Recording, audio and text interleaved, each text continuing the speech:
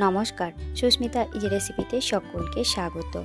আজকে আমি বানিয়েছি মালাই আইসক্রিম। এখন প্রচণ্ড গরম, আর এই গরমে যদি এই ধরনের ঘরে তৈরি মালাই আইসক্রিম পাওয়া যায় তাহলে কিন্তু প্রাণটা জুড়িয়ে যায়। তো চলুন দেখতে থাকুন কিভাবে আমি তৈরি করি। প্রথমে দেখুন, একটা প্যানের মধ্যে আমি 500 মতন গরুর দুধ নিয়ে নিয়েছি। দুধটা যখন একটু ফুটতে শুরু করেছে তখন এখানে চিনি দিয়ে দিয়েছি। চিনিটা কিন্তু আপনাদের উপর নির্ভর করছে, আপনারা মিষ্টিটা কীরকম খাবেন। তো আমি এখানে 1 কাপের থেকে একটু কম দিয়েছি, আর এখানে দিয়ে দিলাম মিল্ক পাউডার, সেটাও 1 কাপের থেকে একটু কম। তারপর ভালো করে নাড়াচাড়া করে নিলাম। তারপর গ্যাসের ফ্লেমটা মিডিয়ামে রেখে আমি এখানে ফুটতে দেবো কিছুক্ষণ, যাতে একটু ঘন হয়ে যায়। আর এদিকে একটা মিক্সিং জারের মধ্যে কিছু পরিমাণ কাজু নিয়েছি, আর দিয়ে দিলাম কিছুটা জাফরান। জাফরানটা দিলে কালারটা কিন্তু খুব সুন্দর আসে। এবার সামান্য একটু দুধ দিয়ে আমি ভালো করে পেস্ট করে নেব। তো দেখুন, পেস্ট হয়ে গিয়েছে আর কালারটা কি সুন্দর এসছে। এবার আরেকটা বাটির মধ্যে আমি কিছু পরিমাণ গরুর দুধ নেব, আর তাতে দিয়ে দেবো কাস্টার্ড পাউডার 2 চামচ। এখানে ভ্যানিলা ফ্লেভারে কাস্টার্ড পাউডার নিয়েছি, আর এখানে দেবো সামান্য একটু ভ্যানিলা এসেন্স।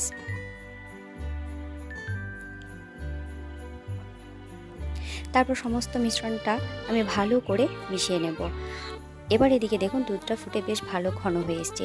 এবার এখানে দিয়ে দেবো কাজুর যে পেস্টটা করে রেখেছিলাম সেটা। তারপর একটু নেড়ে নেব। এবার দিয়ে দেবো কাস্টার্ড পাউডারটা, যেটা দুধের সাথে গুলে রেখেছিলাম সেটা। তারপর দেওয়ার সাথে সাথে নাড়তে থাকতে হবে, কারণ এটা দেওয়ার সাথে সাথেই বেশ ঘন হয়ে যায়। তাই 5 মিনিট একটু নেড়ে নেব। তারপর নাড়তে নাড়তে যখন দেখবো বেশ ঘন হয়ে গিয়েছে তখন গ্যাসের ফ্লেমটা অফ করে দেবো। তো দেখুন, আমার অনেকটাই ঘন হয়ে গিয়েছে। ঠান্ডা হয়ে গেলে কিন্তু আরও ঘন হয়ে যাবে, তাই এই অবস্থায় গ্যাসের ফ্লেমটা আমি অফ করে দিলাম। দেখুন, বেশ ঘন হয়ে গিয়েছে। এবার আমি একটা মিক্সিং জারের মধ্যে এটা একটু ঘুরিয়ে নেব, তাহলে পাতলা হয়ে যাবে আর আইসক্রিমটা খুব সুন্দর ভালো বসবে।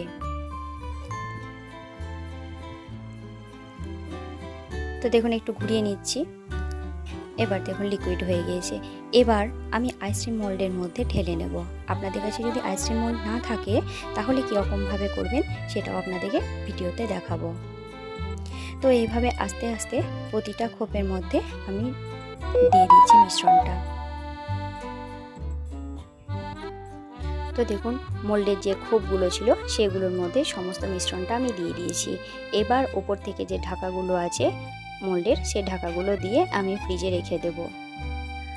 আর যাদের মোল্ড নেই তারা দেখুন এই ধরনের স্টিলের যে গ্লাস নিতে পারেন বা টিফিন কোটো নিতে পারেন। তো আমি এই লম্বা টাইপের এই ছোটো এই টিফিন কোটোটা নিয়েছি। এর মধ্যে আমি আইসক্রিম জমাবো, আর ওপর থেকে ড্রাই ফ্রুট দিয়ে দিলাম। তারপর অ্যালুমিনিয়াম ফয়েল দিয়ে ঢাকা দিয়ে আমি ঢেকে সারা রাত্রি রেখে দেবো। আপনাদের অ্যালুমিনিয়াম ফয়েল পেপার না থাকলে কোনো পলিথিন সেটা দিয়েও এভাবে ঢেকে রাখতে পারেন।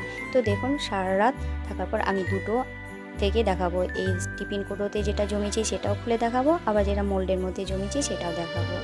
তো দেখুন কি সুন্দর বের হয়ে চলে এলো। ছুরি দিয়ে সাইডগুলো কেটে দিলাম, আর দেখুন ছুরি এত ভালো জমেছে যে ছুরি দিয়েও কাটা যাচ্ছে না। তো কেমন লাগছে আমার এই আইসক্রিমের রেসিপি অবশ্যই আপনারা কমেন্ট করে জানাবেন, আর ঘরে আপনারা অবশ্যই তৈরি করবেন। এই ধরনের মালাই আইসক্রিম সত্যি বলছি খেতে অপূর্ব লাগে। আর আমার পাশে থাকার জন্য বা চ্যানেলটিকে এগিয়ে নিয়ে যাওয়ার জন্য আমার চ্যানেলটিকে সাবস্ক্রাইব করার অনুরোধ রইল। পাশে থাকা বেল আইকনটিও প্রেস করে দেবেন, যাতে নিত্য নতুন ভিডিও সবার আগে আপনাদের কাছে পৌঁছে যায়। এবার মোল্ড থেকে আপনাদেরকে বের করে দেখাচ্ছি। দেখুন মোল্ডেরগুলো কি সুন্দর জমেছে। আবার একটা নতুন রেসিপি নিয়ে আপনাদের কাছে হাজির হব।